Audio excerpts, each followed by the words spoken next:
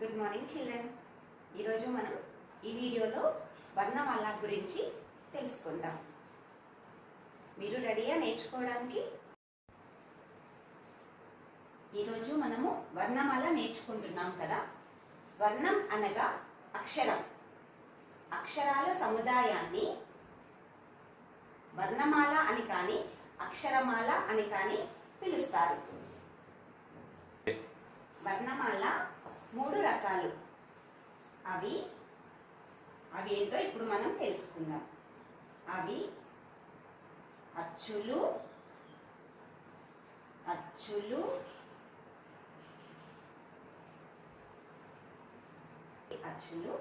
రెండవది హల్లులు,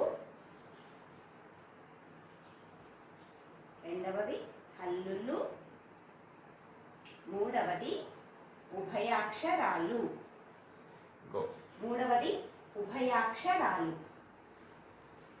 వర్ణమాల, వర్ణం అనగా అక్షరం. ఈరోజు ముందుగా మనము అచ్చులు నేర్చుకుందాము.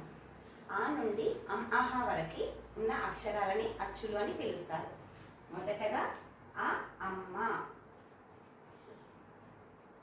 ఆ అమ్మ. నెక్స్ట్ ఆ ఆవు, ఈ ఇల్లు, ఈ ఈగ,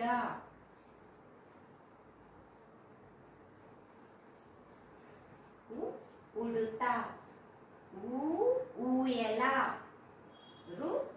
ఋషి, రూక, ఎలుక, ఏనుగు, ఐదు. మీరు నాతో పాటు చదువుతూ రాయండి, మీకు ఈజీగా అర్థమవుతుంది. ఒంటె, ఓడ, ఔషధము, అంగడి, అంతఃపురము. చిల్డ్రన్, మళ్ళీ ఇంకొకసారి మనం రివైజ్ చేసుకుందాము. వర్ణం అనగా అక్షరం. అక్షరాల సముదాయాన్ని వర్ణమాల అని కానీ అక్షరమాల అని కానీ పిలుస్తారు. వర్ణమాల 3 రకాలు. అవి అచ్చులు, హల్లులు, ఉభయాక్షరాలు. ఈరోజు ముందుగా మనం అచ్చుల గురించి తెలుసుకుందాము. అచ్చులు ఆ నుండి అహా వరకు ఉన్న అక్షరాలని అచ్చులు అని పిలుస్తారు.